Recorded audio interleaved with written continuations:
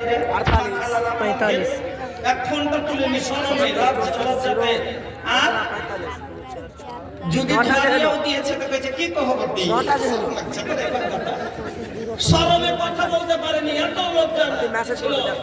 এখনকার বেটি ছেলে তখনকার বেটি ছেলে শরমে কথা বলবে না পর পুরুষের তার জন্য তার সাথে ফোন তুলে নি আর এখন তো দিনে খালি 6টা আর হাই হেলো করে বেড়াচ্ছে। पहले के लड़की खूब लजावे फोनवा तक न उठावे और अभी के लड़की दिन भर में छ लड़का से बतियावे। आयल कैसन रे जमाना अरे बाप रे बाप आयल कैसन बजमाना अरे बाप रे बाप सब मोबाइल के दीवाना अरे बाप रे बाप। पहले के लड़की खूब शर्मावे घूंघट भी न हटावे अरे अभी के लड़की फैशन में अपन बॉडी दिखावे। आइल फैशन के जमाना अरे बाप रे बाप सब फैशन के दीवाना अरे बाप रे बाप। या तो फैशने ঢুকে গেল যে বোরকা মায়া লোককে দেওয়া হলো যে বোরকাটা মানে যেন পরপুরুষের নজর না পড়ে কিন্তু আরো আকর্ষণ করার লাগে বোরকার উপরে তারা কাঁচ লাগিয়ে নিলে বোরকা দিলে কেনে যাতে পরপুরুষের নজর থেকে বাঁচে আর আকর্ষণ করবে লাগে এখন বোরকার উপরে খালি চিকমুকু দিচ্ছে আরো দেখ বলে হাঁটছে আর আরো ওর মন তোদিকে টেনে নিচ্ছে যে কেউ টাকা বলবে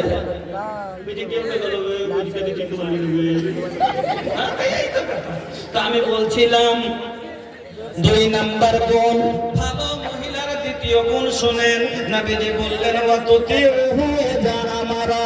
আর যখন তার স্বামী তাকে কোনো আদেশ করবে তার আদেশের পালন করবে তার হুকুমের ফরমা বরদারি করবে হুকুমের বাইরে যাবে না এটা হলো ভালো নারীর পরিচয়। 3 নম্বরে নবীজি বললেন ওয়ালা তুখালিফুহু ফি নাফসিহা ওয়া মালিহা বিমা ইয়াকরাহু এবং তার নফসের দ্বারা মালের দ্বারা এমন কোন কাজ করবে না যেটা স্বামী পছন্দ করে না অর্থাৎ স্বামীর অপছন্দের কাজ মাল দিয়ে হোক বা জান দিয়ে হোক করবে না।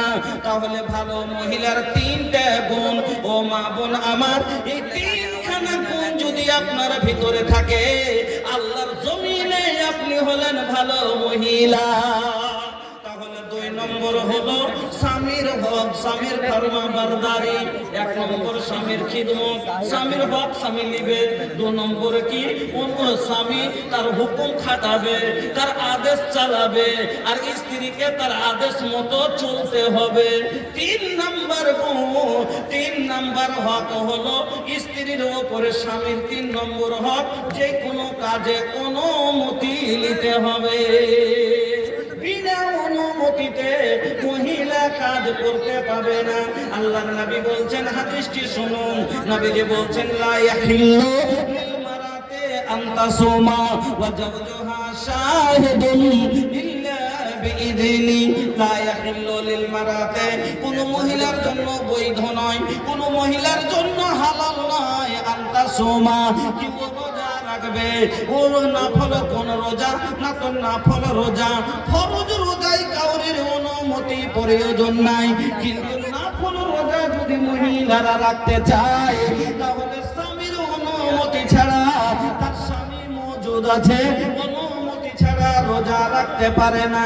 এবার চিন্তা করেন যে রোজা হলো নেকির কাজ রোজা রাখাটা নেকির কাজ তবে রোজা নেকির কাজ করতে গেলে যদি স্বামীর অনুমতি নিতে হয় তাহলে অন্য আদার্স কাজে কত অনুমতি নিতে হবে চিন্তা করে।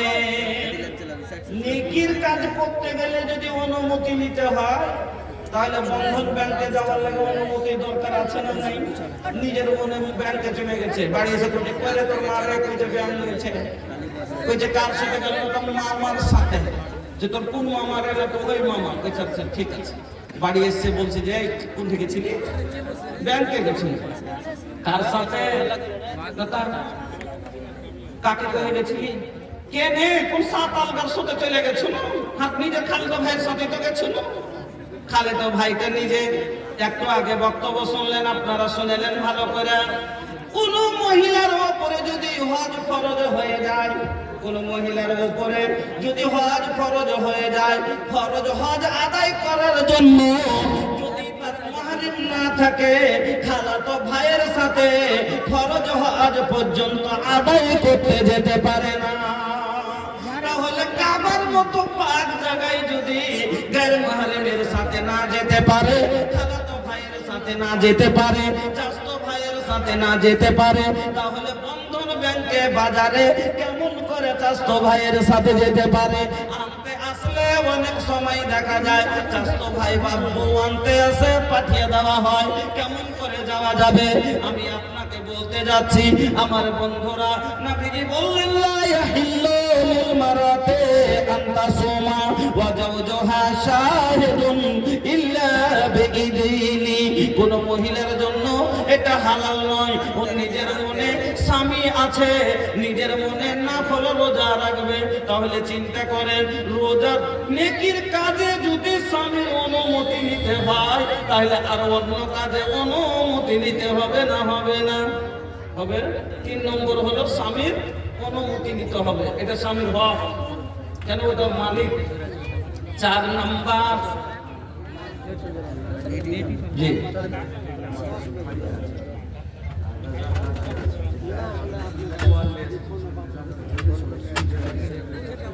জি রেজাকার হাজরাত যারা আছেন, কিছু টোয়ালের ব্যবস্থা করে দেন। এইভাবে কতক্ষণ দাঁড়িয়ে শুনবেন? দেখেন, আমাকে শুনবে, ফের আব্দুল গফফার সাহেবকে শুনবে, সময় লাগবে। হ্যাঁ, আর এইভাবে একটা মানুষ কতক্ষণ দাঁড়িয়ে থাকবে?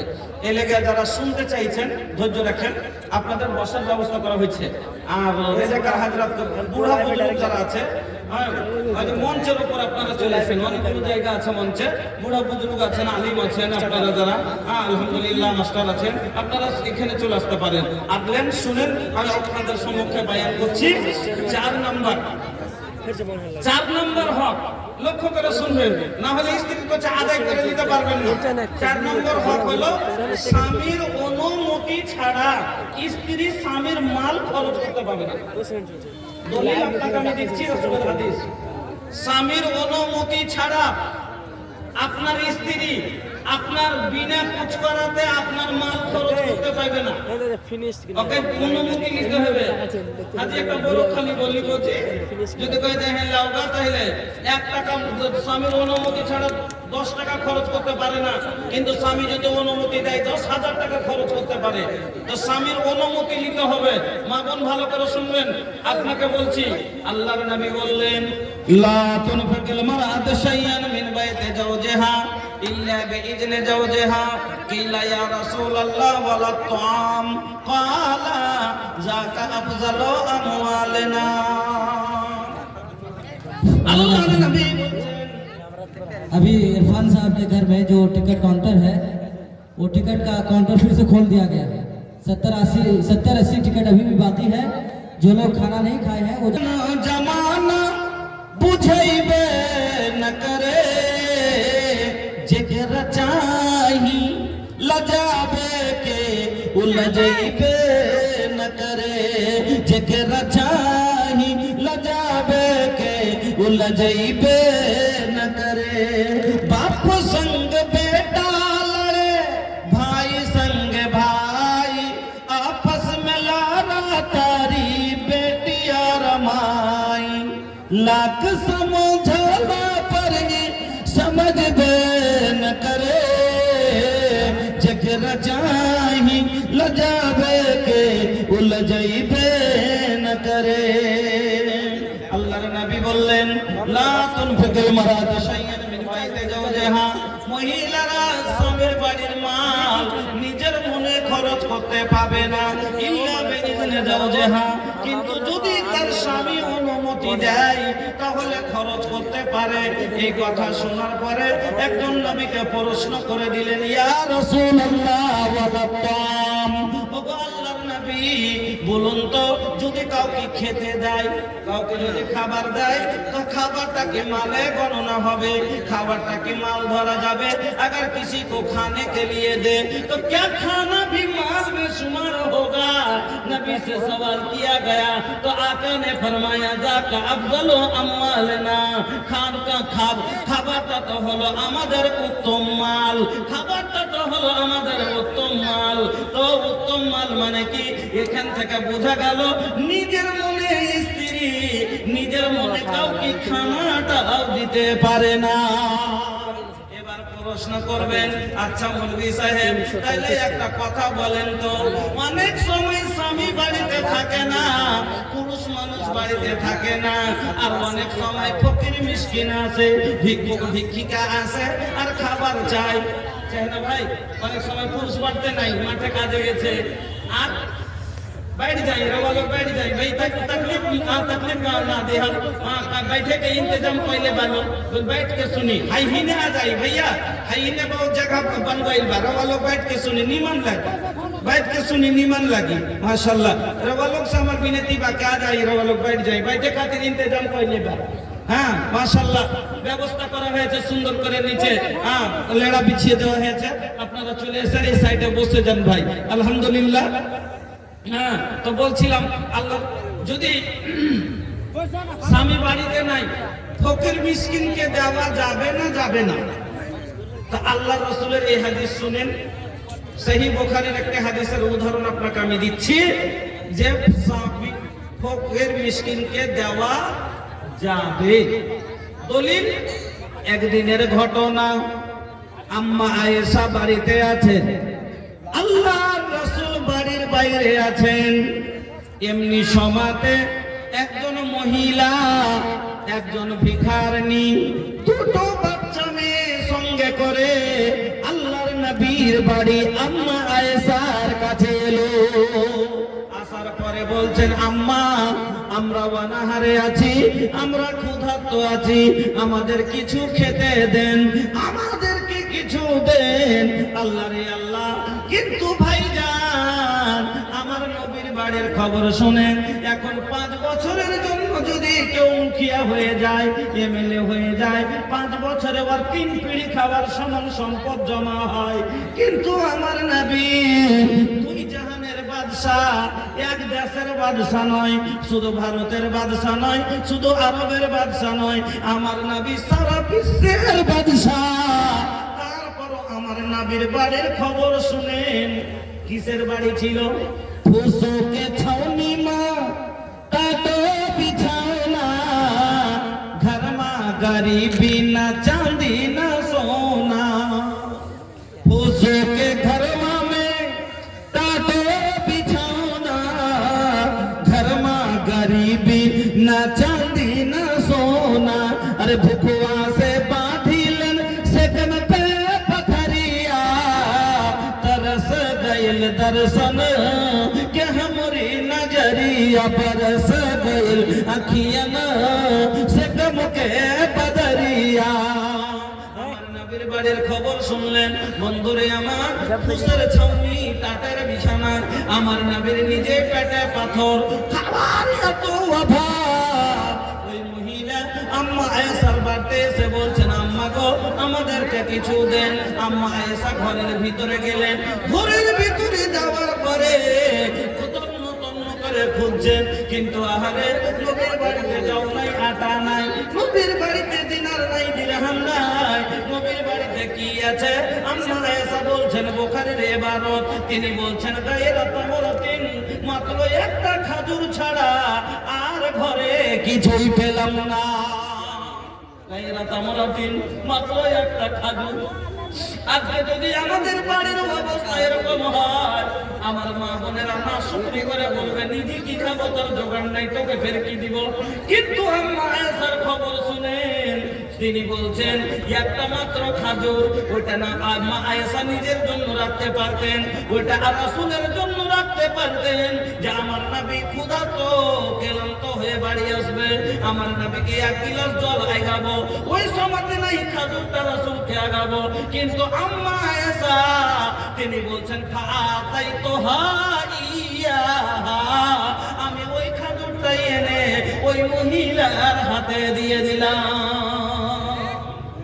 সেই বুখারীর ইবারত, তিনি বলছেন ফাআতাইতুহা ইয়াহা, আমি ওই খাজুরটাই এনে ওই মহিলার হাতে দিয়ে দিলাম। তারপরে মহিলাকে আমি দেখছি ফাকাসামাতাহা বাইনা ইবনাতাইহা, খাজুরটাকে দু ভাগ করে ভাগ করলো, আধাদি করলো, অর্ধেকটা এক মেয়ের মুখে দিল আর অর্ধেকটা আরেক মেয়ের মুখে দিল, আর নিজে কিছুই মুখে দিল না। সুম্মা কামাত ফাখারাজাত, ওখান থেকে উঠে চলে গেল। ফাদাখালান নবী সাল্লাল্লাহু আলাইহি ওয়াসাল্লাম, তারপরে নবীজি বাড়িতে আসলেন। এখান থেকে ইস্তেদলাল হয়ে গেল, যখন আম্মা আয়েশা বাড়ি থেকে ফকিরকে দিয়েছিলেন ওই সময়তে রাসূল বাড়িতে ছিলেন না। এখান থেকে আপনাকে বুঝাইতে চাইছি, আপনারা এই হাদিসটা শুনে কি বুঝলেন ভাই? আপনারা যদি শুনতে চান আপনাকে আমি মন ভরে শোনাবো, কিন্তু তার আগে এই হাদিসটা দিয়ে আজ পরীক্ষা করব আপনাদেরকে যে আম্মা আয়েশার ঘরে মাত্র একটা খাজুর ছিল। শুনবে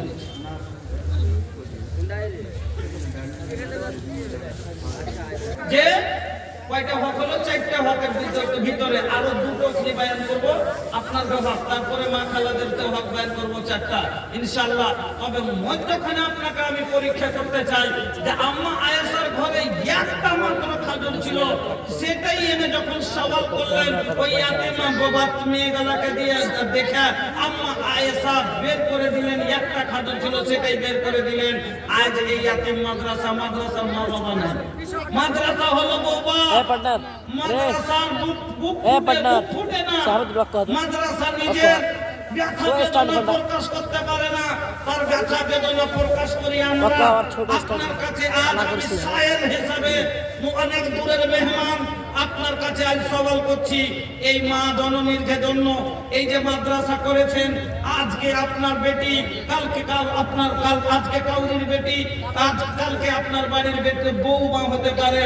এই আপনার পুরা এলাকাকে এলাকাকে মানুষের মতো মানুষ করতে পারবে, কারণ প্রত্যেকবার মেয়ে যদি লেখাপড়া হয়ে যায় ইনশাআল্লাহ যেরকম ফর্মা সেরকম ইট হবে, যেরকম মা সেরকম সন্তান তার দিকে যাবে, কারণ সন্তান বেশিরভাগ মাকে ফলো করে, মায়ের ক্যাপাসিটি ধরে।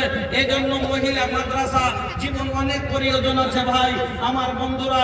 এই মাদ্রাসার দরদি আজকে আপনাদের কাছে আমি মাত্র মধ্যখানে 5 মিনিট সময় হাত বাড়াবো, তারপরে ইনশাআল্লাহ আবার পয়েন্ট থেকে যেখান থেকে ছাড়লাম আমি বক্তব্য করব। এই হাদিসের উপরে আজকে দেখতে চাই যে এই মাদ্রাসা ইয়াতিম